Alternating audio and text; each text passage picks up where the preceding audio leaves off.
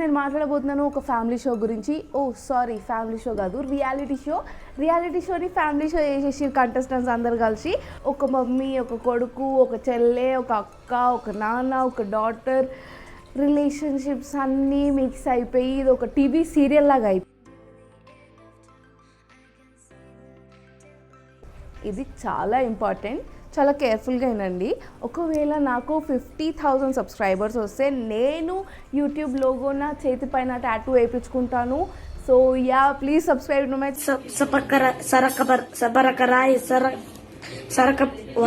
So ఈ రోజు నేను బిగ్ బాస్ గురించి మాట్లాడుతున్నాను. రోస్ట్ అని అనుకోవచ్చు మీరు.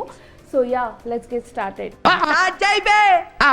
2 వీక్స్ అసలు కాంటెంటే ఇవ్వట్లేదు. వీళ్ళు ఏం చేస్తున్నారో అర్థం కావట్లేదు. కింగ్ క్వీన్ టాస్క్ ఇచ్చారు, అది కూడా ఒక సోదిలాగానే అనిపిస్తుంది నాకైతే పర్సనల్లీ. బిగ్ బాస్ వాళ్ళు కూడా కట్ చేసి ఏం చూపెట్టాలో అర్థం కాకుండా ఏదో ఒకటి చూపిస్తున్నారు అనిపిస్తుంది నాకైతే. ఈ బిగ్ బాస్ హౌస్ లో ఒక కపుల్ ఉంది, స్వీట్ కపుల్, చాలా సాఫ్ట్ కపుల్. అసలు వీళ్ళు పడరు.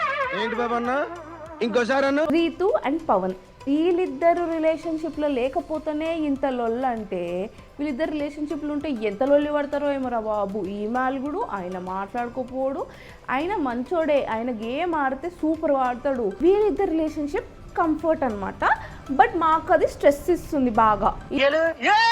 వీళ్ళంత లొల్లి రిలేషన్షిప్లు ఉన్న వాళ్ళు కూడా అంత లొల్లి పడరు. అంజనా గారు గేమ్స్ ఆడరు కానీ మిగతా దాంట్లో బాగానే ఆడతారు.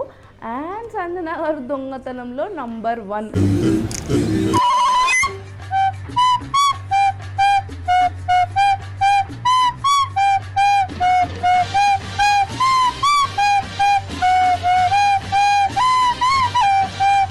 సంజన గారు, మీరు మా సుమనన్న దగ్గరికి ఎట్లా వచ్చిరు అదొక్కటే మాకు ప్రాబ్లం. మా సుమనన్న గురించి ఏం చెప్పడానికి లేదు. మా సుమనన్న తోప్, మా సుమనన్న తురింజి, మా సుమనన్న టాప్. ఎవరు?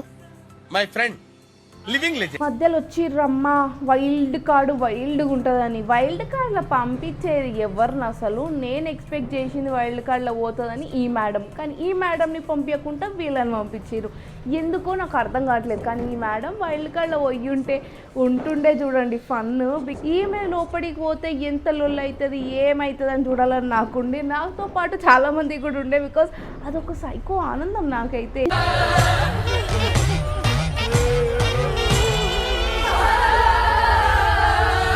వీళ్ళని పంపించారు నాకు అర్థం కాలేదు. ఫస్ట్ ఏమో ఆయిషా, ఈమె ఫస్ట్ దాంట్లో ఒక బిగ్ బాస్ చేసింది, దాంట్లోనే మధ్యలో వచ్చేసింది, ఓకే బ్యాడ్ లక్ అనుకుని వదిలేసింది. ఇప్పుడు రాంగ్ అండ్ 2 వీక్స్లోనే మధ్యలోనే వెళ్ళిపోయింది. ఈమె దరిద్రం ఈమె చుట్టే తిరుగుతుంది అనిపిస్తుంది నాకైతే. కంటెస్టెంట్ మన రమ్య మోక్ష గారు, ఈమె గురించి ఏం మాట్లాడాలి, మొత్తం పెద్ద వీడియోనే వేసిన ఈమె గురించి. లింక్ పెడతాను నేను ఈ వీడియో లాస్ట్కి, అది చూడకపోతే చూసేయండి. రమ్య మోక్ష గారు ఏంటో పాజిటివ్ అయిదామని చెప్పి ఇంకా నెగిటివ్ అయ్యి వచ్చేసారు. వైల్డ్ కార్డ్ ఎంట్రీ వైల్డ్గా వచ్చినాడు అనుకున్నాడు, కానీ వైల్డ్గా రాలేకపోయిండు పాపం. ఎవరది? ఆయన పేరు కూడా మర్చిపోయిన, సాయి ఆయన. బికాజ్ నాకు అర్థమే కాలే ఆయన ఏం ఆడిండో. ఇంకా 2 కంటెస్టెంట్ ఇప్పుడు బిగ్ బాస్ హౌస్లో ఉన్నారు. దాంట్లో ఒకళ్ళు నిఖిల్ గారు. ఆయన గేమ్ చూద్దామని చెప్పి మేమందరం ఎక్సైటెడ్ ఉండే. బికాజ్ ఆయన కట్అవుట్ అవన్నీ చూసి మేమందరం అనుకున్నాం that he is the strong player. But ఆయన గేమ్ ఎప్పుడు స్టార్ట్ చేస్తాడు, మేము ఎప్పుడు చూడాలి? సో మన next wild card is Gaurav గారు. ఈయన ఏం గేమ్ ఆడతాడో అమ్మ తల్లి. ఈయన లొల్లి పడేది ఎక్కువ ఉంటుంది. బర్నీ గారు సారీ చెప్తా ఏంట రూడ్ బిహేవియర్. ఆయన స్ట్రాటజీలు ఉంటాయి బ్రో. పక్కన నిజం ఇలా లైట్ తీసుకుంటారు. ఆయన చెప్తుంటే కూడా ఇట్లా ఆయన గేమ్ ఆయనకే అర్థం కానప్పుడు అది నేను అర్థం చేసుకొని మళ్ళీ మీకు ఎక్స్ప్లెయిన్ చేయాలంటే అది నా వల్ల కాదు. దివ్య, ఈమెకేం లేదు, ఎక్కడ కనిపిస్తే అక్కడ డిమాండ్ చేయాలంతే. ఈమె నోరిప్పితే అది చేయి, ఇది చేయి, ఎందుకమ్మా? దివ్య, బర్నీ, తనుజ, వీళ్ళ ఫ్యామిలీ డ్రామా తెలిసిందే కదా. దివ్య గారు ఇంట్లో వాళ్ళతో లొల్లి వాడొచ్చు, కానీ కంటెస్టెంట్గా మాట్లాడితే నెగిటివ్ పోతుంది కదండి. కొంచెం తను సున్నితంగా మందార పువ్వులాగా బిహేవ్ చేస్తే చాలా బాగుంటుందని అనిపిస్తుంది నాకు. సో మందార పువ్వు అంటే గుర్తొచ్చింది నాకు తనుజ గారు. ముద్దు మాటలు చెప్పి మందార పువ్వులు చెవులో పెడుతున్నారు. తనుజ గారు ఏడుపు అసలు. అబ్బాబ్బా, వీక్లో క్యాప్టెన్సీ టాస్క్ అయిపోయిన తర్వాత ఏం చూస్తాం మనము అని గెస్ చేస్తున్నారా? తనుజ గారు ఏడుపు. నువ్వు గేమ్ ఆడుతుంది, ఓకే గెలవదు, లాస్ట్ దాకా వచ్చే ఓడిపోతుంది, బట్ ఆమె ఏడుస్తుంది అంతే. ఆమె ఏడుపు కాన్స్టెంట్. ఎపిసోడ్లో ఈ వీక్ క్యాప్టెన్ అయ్యింది, fine, I'm happy, she is happy. ఆమె ఏడవట్లేదు, అదే మాకు హ్యాపీ. బికాజ్ ఆమె ఏడుపు ఇంకొకసారి చూసి అంత ఓపిక ఎవరికి లేదు. కొంచెం స్పోర్టివ్ స్పిరిట్ పెట్టుకోండి తనుజ గారు. స్టార్టింగ్లో నాకు నచ్చింది, తను నవ్వుకుంటుండి కామెడీ చేస్తే సూపర్ ఉంటుంది. తనుజ గారు బిగ్ బాస్ ఫేవరెట్ కంటెస్టెంట్స్. ఈమెను తీసుకుపోయి రూమ్లో ఏమైంది, ఎవడేం మాట్లాడుకుంటూ ఎవడేం చేసిండు అన్నీ చూపిస్తారు ఈమెకి.